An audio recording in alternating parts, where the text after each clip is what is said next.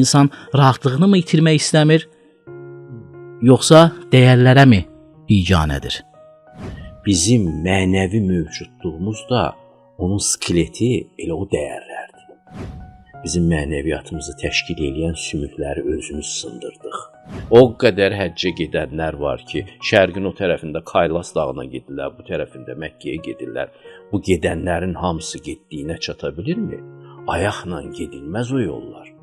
O yollar mənəviyyatın ayaqları ilə gedilər.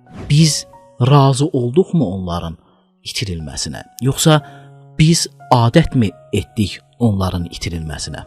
Evimiz oradan yıxılmağa başladı ki, Allah mərkəzli dünyadan insan mərkəzli dünyaya çevirdik. Zahiri şeylərin arxasında biz məsələn ruhunu itiririk. Nəsiminin dərsini soyurlar, amma Nəsiminin bütün poeziyası Quran qoxur. Ateist deyil Nəsimi. Ondan ateist düzəltmək fikriniz olmasın. Araşdırmalar da göstərir ki, gənclər əslində dəyərlərə qarşı deyil, amma avtoritar izaha qarşıdır. Həqiqətə qarşı getmək, Budda deyirdi ki, küləyin əksinə tüpürmək kimi bir şeydir. Öz üzvə qayıdacaq. Kirli ağızda dünyanın ən gözəl sözlərini demək, lap Quran ayələrini belə demək şeytana xidmət eləmək olur.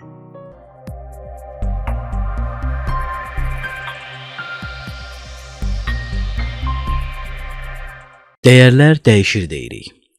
Bəlkə dəyişən dəyərlər deyil, bizim onlara olan münasibətimizdir. Bəlkə problem zaman deyil, rahatlıqdır. Çünki dəyər məsuliyyət istəyir. Məsuliyyət isə insanı narahat edir. Bugün sözün düzündə çoxlarının düşündüyü, amma az adamın səsləndirdiyi bir sual ətrafında danışacağıq. Dəyərlər dəyişir, yoxsa biz onlardan qaçırıq? Qonağımız isə hər birimizin dəyərlisi, yaxından tanıdığımız Bakı Slavyan Universitetinin dosenti, filosof Müşfiq Ötkün bəydir. Müşfiq müəllim, xoş gördük studiyamızda. Xoş gördük. Müşfiq müəllim, qeyd etdiyimiz kimi bugün çox aktual mövzulardan biri, bəlkə də çox adamın dilinə gətirmək istəmədiyi, amma bu acı reallığı gördüyü, uzaqdan hiss elədiyi bir həqiqət haqqında danışmaq istəyirik. Yəni günü-gündən hər birimiz, xüsusilə də orta yaş kateqoriyasına sahib olan insanlar dəyərlərin, o keçmişin bizi biz edən dəyərlərin yavaş-yavaş eroziyaya uğradığını görürük. Bu məşhur sosiolog Zygmunt Bauman da deyirdi ki, müasir dövr əslində maye modernlik dövrü adlandırırdı bunu. Yəni insanlar artıq dəyərlərdən, artıq insanları məsuliyyətdən və insanı insan edən o dəyərlərdən uzaqlaşmağa çalışır. Çünki dəyər deyilən şey əslində bizi bir yerə sabit saxlayır və bu sabitlik məsuliyyət tələb edir. Məsuliyyət də biraz insanı narahat edir. Dəyərlərin bu dəyişdiyi dünyada əslində dəyişən o dəyərdirmi, yoxsa insanın rahatlığı itirməmə duyğusu? Yəni insan rahatlığını mı itirmək istəmir, yoxsa dəyərlərə mi biganədir? Çox qəşəng məsələni qoydunuz. Əslində insanın ən rahatsız olduğu dövrdür indiki dövrdür. Əgər o belə rahatlıq da ancaq qaçıb bu dəyərlərdən imtina eləyibsə, güya ki, nəfsinə uyğun olsun, çox sıxıntılı, çox bədbəxt bir duruma gəlib düşübdür. İnsan ürəyi intihar edir müasir dünyada. Bu dəyər məsələsi də razıyam ki, artıq bir neçə son 2 əsrdir, 2 əsr, 3 əsr deyək belə, bunu artıq təlqin edirlər qərb sivilizasiyasının öncülüyü ilə. Bunu hamıya təlqin edirlər ki, daha o qədim dövrlərin bəyan elədiyi həqiqətlər, dini həqiqətlər yoxdur. Zamana dəyişir, dəyərlər də dəyişir, belə bir mütləq həqiqət falan da yoxdur və özünüzü də incitməyin. Amma inanın ki, o dəyərlərin nisbiliyinin elan edildiyi və hətta yeni dəyərlərin təlqin edildiyi bir zamananın evladı kimi böyüdüm və başa düşdüm ki, bu mənəvi dəyərlər ki var, bunlar heç yan keçiləsi bir şey deyil. İnsanın nətər fiziki mövcudluğu, orqanizmi skelet üzərində durur da, sümüklərin üzərində durur. Bizim mənəvi mövcudluğumuz da onun skeleti elə o dəyərlərdir. Axıcı oluruq Bauman demiş ki, axıb gedirik bu Salvador Dali'nin bir əsəri vardı, mən xatırlayırsınız, saatlar axır gedir, insan da axır gedir. Belə bir axıcılıq yaranıb, çünki struktur yoxdur, onurğası yoxdur müasir adamın. Ona elə gəldi ki, o nəyi istəsə həqiqət yerinə qoya bilər. Ürək qəbul eləmədi. Məsələn, bizim telefonlarımız var da, telefon hansı sistemdədirsə, tam Android sistemindədirsə, ona iPhone-un sistemini yaza bilməzsən. Və ya iOS-dadsa Android yaza bilməzsən ona. Ki bunun matritsası buna uyğun olmalıdır da. İnsanın ürəyinin də matritsası uyğun olmadı bu həqiqətlərə, inkar elədi. Hüzur tapmadı insan, sakitçilik tapa bilmədi. Ona görə, məsələn, mənim öz həyatımda mən bunun faciəsini yaşadım az qala, belə kör kimi axtara-axtara.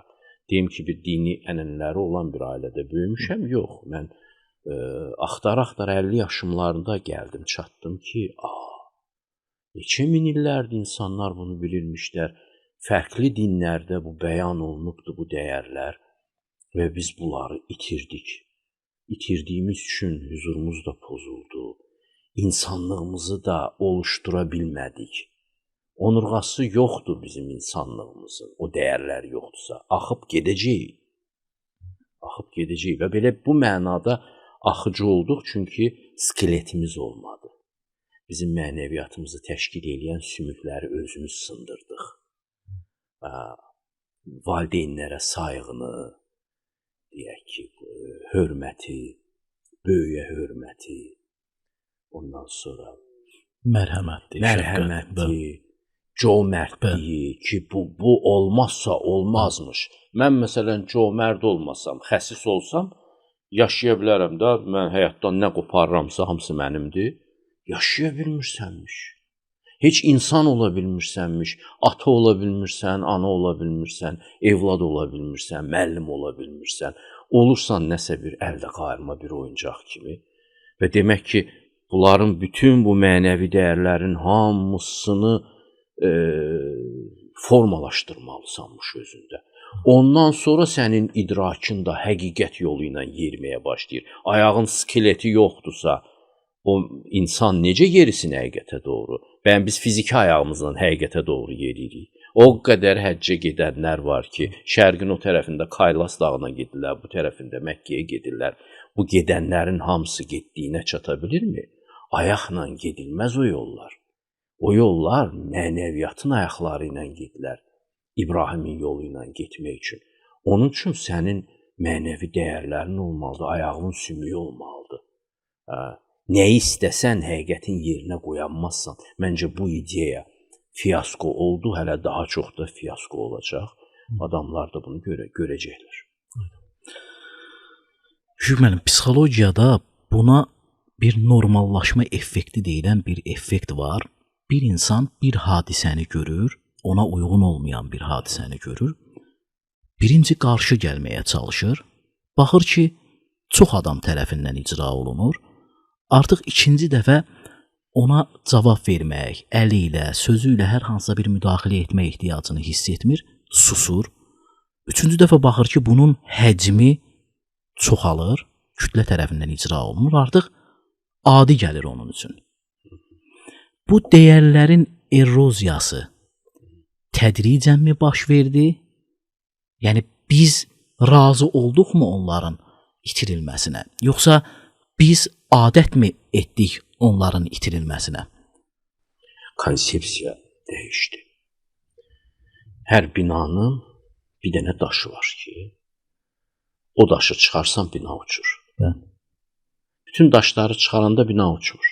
Amma o sütunun altında olan daşı götürsən, bina uçacaq. Onu çıxartdıq biz bu binanın içindən. Allahı çıxartdıq. Düşündük ki, məsələn, elm inkişaf elədi. Bu da insanın narsisizmini çox şişirtdi. Biz özümüz bir rifah dünyası yarada bilərikmiş. Yeri cənnətə özümüz çevirə bilərikmiş. Bütün o metafizik dərinliyi falan sonra düşünəcəklər, amma hələlik sadə adamlar üçün bunu yaratdılar ki, biz yer üzündə cənnət yaradacağıq. Marksistlərin də tezisi bu idi və marksist olmayan kapitalist dünyasının da tezisi bu idi. Ki biz cənnəti insanlara yer üzündə veririk, komfort cənnəti veririk və bütün bunlar hamısı mənə elə gəlir ki, fəlsəfə tarixində çox öyülən və təriflənən intibah dövründən başladı. Humanizmin çiçəkləndiyi dövr kimi sayırlar.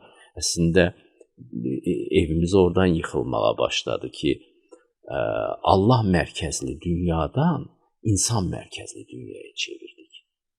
Antroposentrik dünya görüşü yarandı. Allahı çıxartdıq və yavaş-yavaş mədəniyyət qurmağa çalışdıq insan mərkəzli, sənət yaratdıq insan mərkəzli, ədəbiyyat yaratdıq, fəlsəfə də başladılar yaratmağa. İnsan, məsələn, Feyerbax oturub durub düşünürdü ki, biz elə bir şey yarada bilərikmi? Əxlaq olsun, amma din olmasın orada. Belə eksperimentlərə getdilər və tək getmədilər. Bütün bəşəriyyəti də apardılar ora. Universitetləri dəyişdirdilər. Universitetlərdən din tədrisi çıxdı, yerinə fəlsəfəni qoydular. Fəlsəfə də mütləq qeyri-ruhani fəlsəfə olmalıydımış və nəticədə insanların beynini yudular. Bir neçə nəslin beynini yudular və insanlar o yeni gerçəklikdə yaşamaq zorunda qaldılar. Yeni gerçəklikdə ailə münasibətləri qurdular, vətəndaş münasibətləri qurdular, qohumluq münasibətləri qurdular və bütün o dərinlikdən məhrum olmağa başladı. Bu belə tədrici baş vermədi erroziya. Əslində o ciddi fəlsəfi dəyişiklik oldu. O Allahın münasibətlərdən çıxarılması. Təsəvvürləyin ki, uşağı özünə tapşırdılar. İndi məsələ bəşəriyyətin ən böyük problemi nədir? Ki, o düymə kimin əlindədir? O düymələr prezidentlərin əlində olur da, atom silahın düyməsi. Və ən böyük də problem odur ki, məsələn, Trumpa, Putinə inana bilərikmi və ya Kim Çin'inə inana bilərikmi? Heç kim də inanmır onlara. Yəni, bu insan o qədər etibarlı bir varlıqdırmı ki, bütün məsuliyyəti qoyursun sən bunun üzərinə. İnsana inanmaq olarmı? Ona bu boyda elmi sirləri, qüvvələri verdilər. İnsan bunu idarə edə bilərmi? Qorxusuz insan. Allah qorxusu olmadan. Problem budur. Yəni, fəlsəfi problemdir. Ki, insan nə qədər evlənirlər, bir-birlərinə etibar eləmirlər, telefonlarını qurtdalayırlar bir-birlərini. Hanı insana inam, hanı bəs siz danışır? Özünüz qəşəng bilirsiniz ki, insana inanma bu nəfsli varlığa, bu egoist varlığa etibar eləmək olmaz. Buna ancaq o zaman etibar eləmək olar ki, o Allah qorxusu ilə egoizmindən, nəfsindən bir kənara duraydı, özünü düzəldəydi. Özünü düzəldəcəyi bir məqam yoxdur artıq. Özü hər şeyin ölçüsünə çevrilib. Nə istəyir, onu eləyir, özü üçün həyat qurur. Komfortlu bir həyat qurur. Həqiqət də axtarmırlar da. Postmodern mədəniyyətə gəldik, dedilər. Bir həqiqət yoxdur. Kim nəyi həqiqət istəsə yerinə qoya bilər. Çox təkrarlı, siyasət düşünür ki, hansısa bir yalanı çox təkrarlasa həqiqət yerinə sıraya bilər cəmaata. Psixoloqlar da bunun üstündə baş sındırırlar. Nə tər baş verir bu? Həqiqət isə ən dərindəki ürəkləri sarsıdanda həqiqət olduğunu sübut edir. Bəlkə o ürək sahibləri bir millətdə, bir xalqda 5, 6, 7, 8 nəfərdən ibarət olur. Ariflər olur deyəlim ki də. Amma məhz onlar, o Nəsimilər, o Füzulilər, o xalqın ən böyük elitar, ruhani elitası onların ürəyi təsdiqləyir deyə xalq da onların yanında toplanır. Yəni mədəniyyət belə yaşayır. O dərinliklə dəstəklənir. Səthi çoxluqla deyil indiki məsələn sosial psixologiyanın düşündüyü kimi. Ona görə biz dərinliyimizlə əlaqəmizi itirmişik. Ona görə ekzistensial riskimiz artıbdır bizim həyatımızda. O dərinliklə əlaqəni isə qədimlərdə insanlar tapmışdı. Konfutsiyalar, Buddalar, Zərdüştlər tapmışdılar bunu. Ora qayıtmamız lazımdır. O dərinliklə əlaqəni bərpa eləməmiz lazımdır.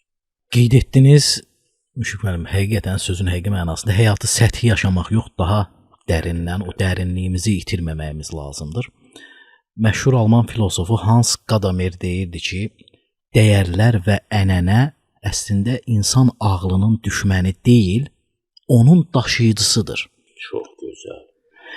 Bu dəyərlər bizi biz edən o güzdürsə, o əsas qaynaqdırsa, biz bunu körtəbii olaraq müqəddəsləşdiririkmi, yoxsa tamamilə inkar mı edirik?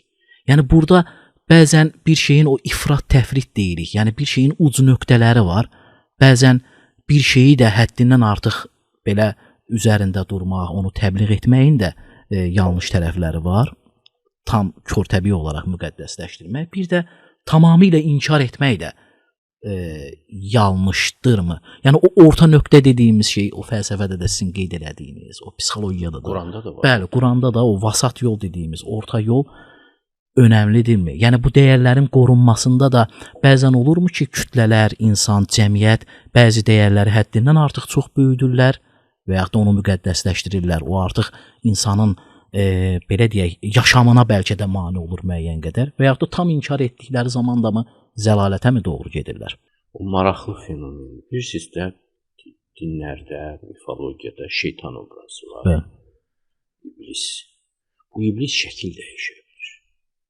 Və bütün dini kitablar bu iblisdən, maradan özünü qorumağı buyururlar insanlara ki, o çox hiləgərdir və şəkil dəyişəndir. Dinin özünə girir sonra bu iblis.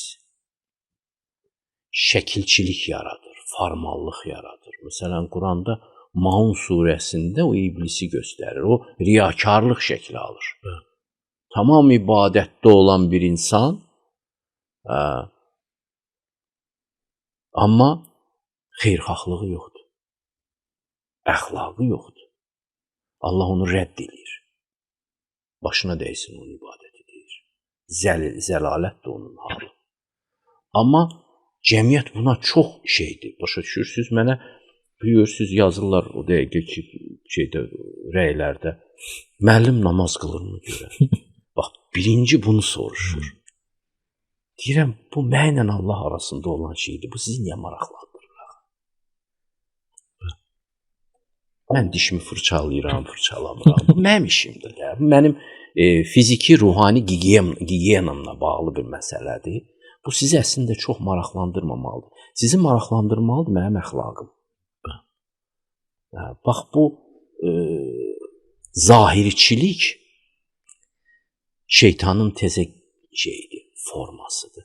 Zahiri şeylərin arxasında biz məsələnin ruhunu itiririk. Bax, bu dəyərləri də zahirçi müqəddəsləşdirə dəyərlərin ruhunu qaçırtdılar cəmiyyətdən. Eyni mexanizmlə. Eyni mexanizmlə. Məsələn, Konfutsi deyirdi ki, dini öldürən kənd rahibləridir. Kənd deyəndə, yəni az bilən nəzərdə tuturdu. Çünki elm şəhərlərdə olurdu o vaxt, Çində, qədim Çində, o da elə düşünürdü. Yəni ki, bu dindarların özü dini öldürdülər. İnkvizisiyanın biabırçılığı olmasaydı Avropa dini inkar eləməzdi. İndi onu bizə də təlqin edirlər ki, siz də inkar edin. Bu sizin də inkişafınıza əngəldir. Öz tarixlərini bizə yapışdırırlar ki, siz də eyni kalkadan, eyni şablondan baxın öz həyatınıza. Belə deyil, bizim tariximiz başqa cür olubdur. Oxşar hadisələr ola bilər, amma eyni deyil. Məsələn, Nəsiminin dərsini soyurlar, amma Nəsiminin bütün poeziyası Quran qoxur. Ateist deyil Nəsimi. Ondan ateist düzəltmək fikriniz olmasın. Onu öldürənlər də dindarlardır, cahil dindarlardılar. Amma ki, bu adam özü də canlı Qurandır. Ona görə bizə köçürməsinlər öz gerçəkliklərini. Lakin, bax, bu şeytanın zahiriçiliyi ilə dəyərlərimizi bax belə selafana saldılar, bezdirdilər bu dəyərlərlə, mənasını itirdilər dəyərlərin. İbadətin mənasını necə itirdilərsə, fərqindəlik çıxdı aradan. Valideynə qulluğun da mənasını, bunu itaət kimi başa saldılar adamlara. Bunu təfriqə saldılar əməlli başlı nəsillər arasında. Ondan sonra mərhəməti, xeyriyyəçiliyi, göstərişçiliyə çevirdilər. Bunun ruhu qaçdı. Ona görə düşünürəm ki, biz bu işin ruhuna qayıtmalıyıq. Yəni, diri ruhlar, diri insanlar bunu anlatmalıdırlar insanlar, olan borcudur. Hükmə, burada gənclər də bizim əsas, belə deyək, kütləmizdir. Yəni, bugün istər sosial şəbəkələr, istər texnoloji artıq inkişafın pik həddini yaşayan bir dünyanın əsas, belə deyək, o kontingent gənclərdir. Araşdırmalar da göstərir ki, gənclər əslində dəyərlərə qarşı deyil, amma avtoritar izaha qarşıdır. Bəli. Yəni, biz gənclərə bunu mütləq etməlisən dediyimiz zaman gənclər o şeydən uzaqlaşır, amma bu şeyi niyə etməlisən səbəbini izah etdiyimiz zaman bir, belə deyək, məntiqli bir qarşısına izah qoyduğumuz zaman onlar daha çox meyl edirlər. Yəni, sualım belədir. Bugün gənclərin dəyərlərdən uzaqlaşmağının səbəbi böyüklərin avtoritar izahıdırmı? Yox. Yoxsa, yəni burada ünsiyyət problemi varmı, yoxsa ümumiyyətlə nəsillər arasındakı konfliktdir? Yox, ünsiyyət problemi budur. Biz elə təsəvvür eləyənmərik ki, bu böyüklər bilirlər, izah eləyə bilmirlər sadəcə. Böyüklər də bilmir. Aydındır. Çoxsu bilmir. İnsanların çoxsunu sən azmış görərsən, deyir Quran. Eynən həmən vəziyyəti yaşayırıq. Böyüklər bilmir. Savadlanıblar, hə.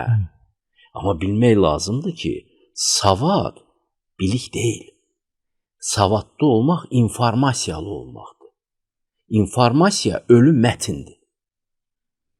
O iş görmür. Həqiqət diri mətindir. Diri olmalıdır. Allahın atributu dirilik olduğu kimi. Həqiqətin də diri bir səviyyəsini yaxalamalıdır. Ruhunu yaxalamalıdır insan. Kim bunu bilirsə, o bunu anlata bilir. Yalnız savadlı dəyər daşıyıcıları, yalnız savada əsaslanan, informasiya əsaslanan, bunlar anlata bilmirlər bunu. İzah eləyə bilmirlər. Konfutsunun çox gözəl bir şeyi var, yanaşması var nitqlə bağlı. Mən həmişə təkrarlayıram, burada da deyəcəm.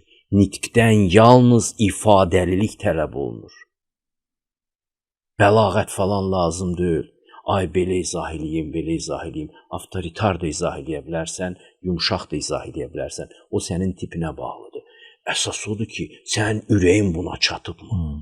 Sənin ürəyin buna çatıbsa, sən nə tərsə onu ifadə eləyəcəksən, özünü çox gücə salma.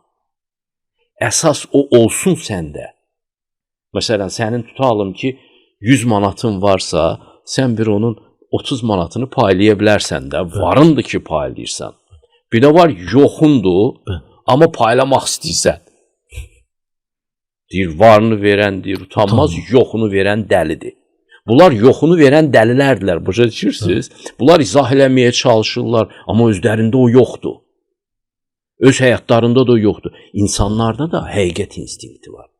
Danışan adama qulaq asırlar, hiss edirlər ki, bu orada deyil özü. İnanmırlar. Uşaqlar bunu daha gözəl hiss edirlər əslində. Uşaqları heç nəylə aldadanmazsan, konfetlə də aldadanmazsan. Uşaqlar bilirlər ki, bu əmi yaxşı əmidir, bu xala yaxşı xaladır, bu birisi pisdir. Onun ürəkləri ilə gör. Azdan çoxdan insanlarda bu his tam ləğv olur. İnsanlarda da o intuisiya olur və danışan adama diqqətlə qulaq asırlar. O avtoritar da danışa bilər. Amma onun o verdiyi cizgilər. Mən həyatımda Elə dostlarım olub bir mərhələlərdə. Məsələn, xoşuma gəlməyib onun həqiqətləri. Şapalaq kimi vurub mənə həqiqəti. Zəhləm gedib, heysiyyətimə toxunub. Oğlan olmuşam da, mən oğlan uşağının heç xoşuna gəlmir kimsə ona tərs bir şapalaqla bir şey anlatsın. Amma getmişəm evə demişəm, adam haqlıdır da. Özümdən zəhləm gedib ki, mən nətər özümə qarşı şahidlik eləyirəm, öz əleyhimə. Mən o adamı inkar eləməliyəm. Amma o həqiqət deyir deyə mən ona qarşı gedə bilmirəm. Həqiqətə qarşı getmək, Budda deyirdi ki, küləyin əksinə tüpürmək kimi bir şeydir. Öz üzümə qayıdacaq. Mümkün olmur. O adam bunu sərt də desə, uyğun olmayan üslubla da desə, o həqiqətdən deyirsə, sən ona tabi olursan. Yumşaq desə, daha gözəl olar təbii ki. Amma belə deyəndə də o şirindir. Həqiqət hər cürə şirindir.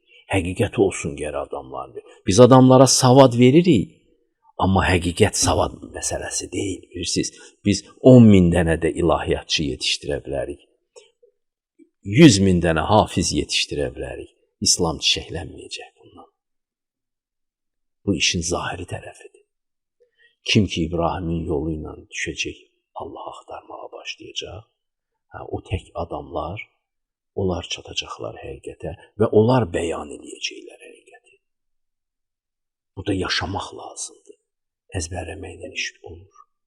Metod dəyişməklə də iş olmur. İndi bilirsiniz, metod tərəfdarıdırlar. Pedaqogikada da bunu açıblar. Ay belə interaktiv keçək, artisti eləyirlər. Klauna da açırlar dərslərdə. Qrup o uşaqları birləşdirək. Ay bu gün belə irəliyə getmiş bir metoddur. Mən bütün bu şeylərə acı-acı gülürəm. Bu çabalar çox aciz, cılız çabalardır. Buradan da açıq bəyan edirəm. Təhsilin canında istedadlı müəllim durmalıdır. İstedadlı müəllimin metodu onun şəxsiyyətindən doğur. Onun xarakterindən doğur. O necədirsə elə. O biraz didaktik üsul seçəcəksə, xub, elə gözəl olacaq. Müzakirə şeyini seçəcəksə, elə gözəl olacaq. Çünki o orijinaldır. Orijinal adama hər üslub yanaşır. Amma biz məsələn tutam ki, orijinal olmayan, qabiliyyətsiz adamları yığırıq auditoriya, onlardan müəllim düzəldirik. Onlar nə gözəl bir şey eləyə biləcəklər. Lap belə salto vursun tələbələri maraqlandırmaq üçün auditoriyada. Bir addım belə insanları özlərinə yaxınlaşdıramayacaqlar. Özün özüvə yaxınlaşmamısansa, başqalarını bunu ilə necə alışdıra bilərsən? Özün yanmırsansa, necə alışdıra bilərsən tələbələrini? Burada məsələ olmaqdadır. Olan oluşturur. Olmayan varını verən deyir, utanmaz, yoxunu verən dəlidir. Maraqlı, çox maraqlı açıqlamalar edirsiniz müəllim. Çox təşəkkür edirəm. Erik Fromm deyirdi ki, sevdiyini qoruyan insan sakitdir. Sevdiyini qoruyan insan sakitdir. Qorxan insan isə aqressivdir. Dəyərlər əslində bizim sevdiklərimizdir. Biz onu seviriksə sözün həqiqi mənasında sakit olmalıyıq əslində. Bayaq qeyd etdiyiniz kimi. Amma onu zorla qorumağa çalışırıqsa, burada bir aqressiya meydana gəlir. Başa düşün. Bu sualı mən biraz başqa cür dəyişdirərəm. Buyurun. İzin versəz. Buyurun. Burada qorxu və sevginin qarşı-qarşıya qoyulması da Erik Frommda da bu var. Erik Fromm, mən deyim ki, onu tərcümə də eləmişəm. Əsərini cavanlığımda da çox oxumuşam onu. Mənim müəllimlərimdən birisi olub. Amma elə buradan da deyirəm ki, çox da dərin adamdır. 20-ci əsrin ən populyar psixoloqlardandır. Freydin tələbəsi olubdur. Çox hiləgər adamdır. Elmin marketingi ilə işini bilən, bəli. Bir dənə o azadlıqdan qaçış əsərində bir populyarlıq qazandı. Ondan sonra həp istifadə eləyibdi elmin özünü, öz populyarlığını təmin eləmək üçün. Bir dərinlik görmədim mən onda. Oğurluq fikirlərdir də çoxsu. Təəssüf ki. Ona görə bu qorxu və şeyi qarşı qoymaq, sevgini qarşı qoymaq indi də bizim şeylərdə davam edir. Erik Frommdan etkilənmədən, amma bu var. qarşı qoyurlar bunu bir-birinə. Bu yanlış bir şeydir. Dəyərləri itirməkdən qorxar insan. Məsələn, Quranı oxuyanda görürük ki, Allah deyir, qorxun Allahdan. İndi bunlar da deyirlər ki, sizin kitabınız qorxunamədir. Bu sevgidən danışaq. Belə bir alternativ yaradırlar. Güya ki, o qorxu bu sevgini inkar edirmiş. Məsələn, mənim də həyatımda bu belə olubdu ki, ayağımı sağa qoydum, gördüm ki, yol əyilir. Sola qoy, yaxşıdır, indi belə getdim. Sonra biraz belə, sonra Konfutsiyadan bu sözə rast gəldim, çox sevindim.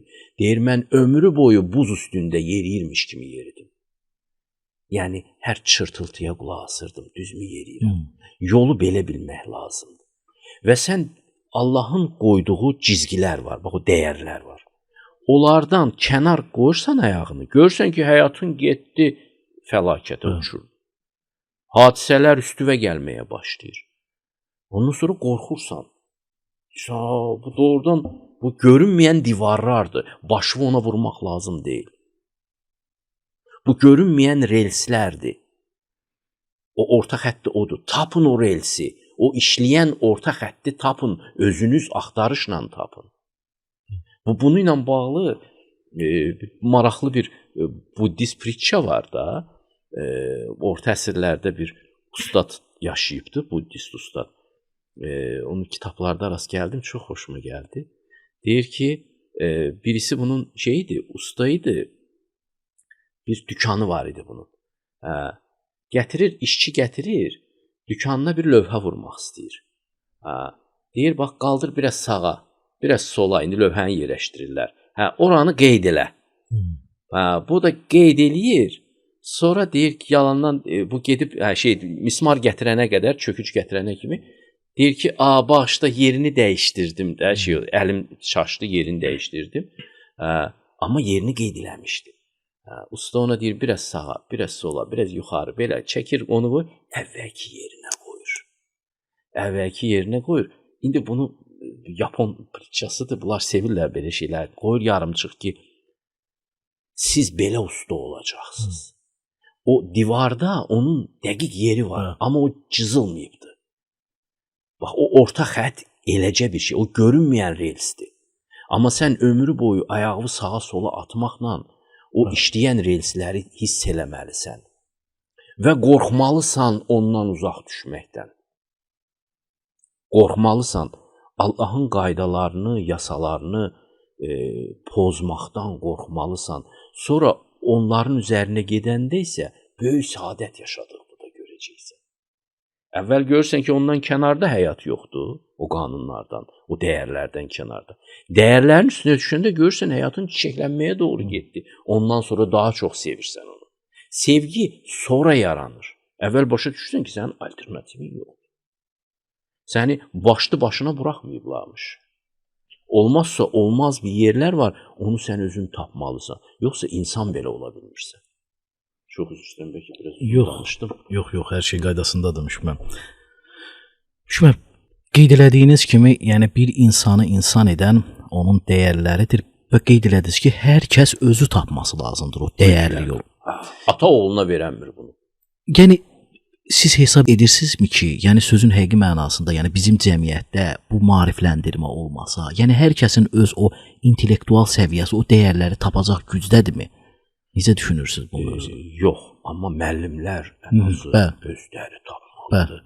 Savadla bu olmayacaq, bunu dəqiq bilsinlər. Aydın. Böyük müəllimlərdən ilham ala bilərsən. Amma yalnız o böyük müəllimlərin sözlərini əzbərləməklə ağıllı ola bilməyəcəksən.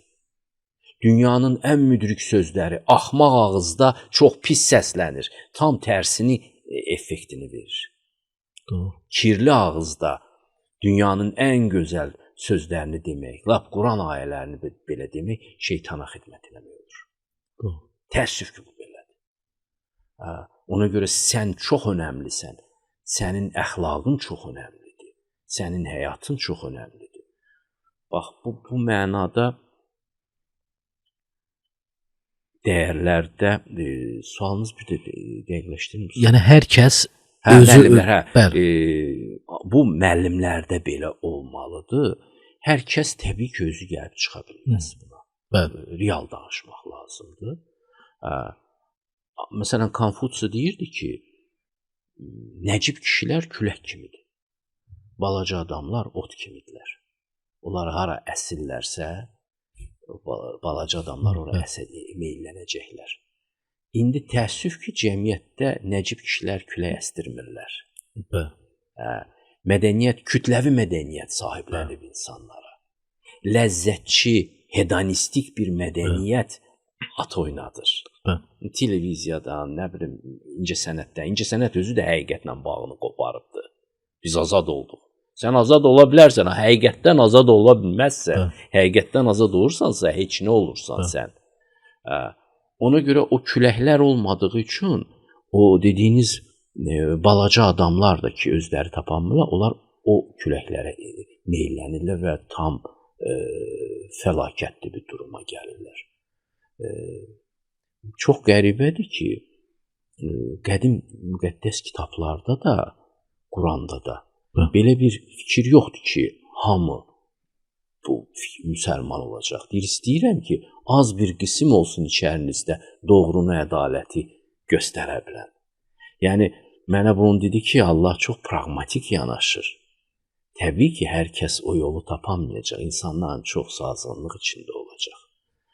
Amma o müəllimlər də indi biz yanlış adamlara müəllim deyirik sadəcə olaraq. Savad almış adam hələ müəllim deyil. Savad almış mühəndisdir. Amma əxlaqın savadını almaqla əxlaqlı olmaq deməkdir. Əxlaq haqqında dissertasiya yaza bilərsən, əxlaqlı olmaya bilərsən. Əxlaqı isə ancaq o birisi adam, müdrik adam anlata bilər. Doğru. Dissertasiya yazmış yox.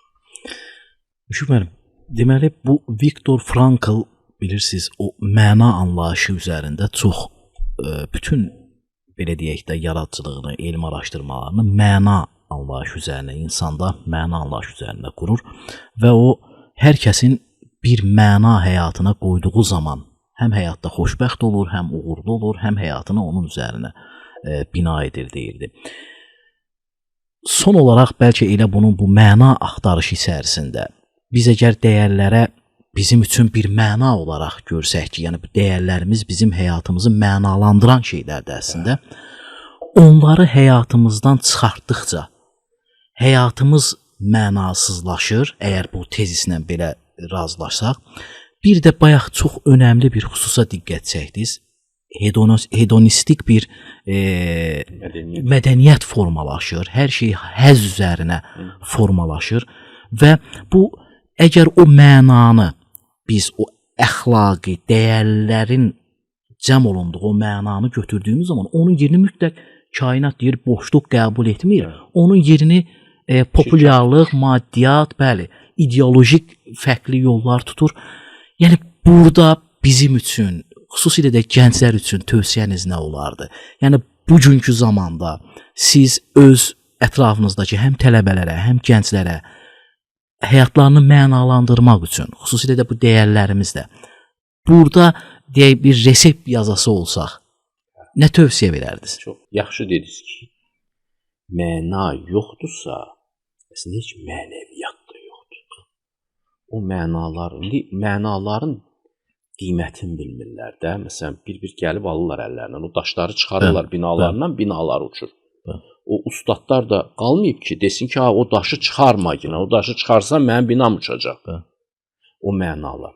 Mənalar qısa şəkildə necə yaradılır? Məna yapdığın, elədiyin işlərə bax. Düşündüyün fikirlərə bax. O fikirlər, o əməllər sonsuzluqla uzlaşmalıdır. Əbədiyyətlə uzlaşmalıdır. Kamilliklə uzlaşmalıdır.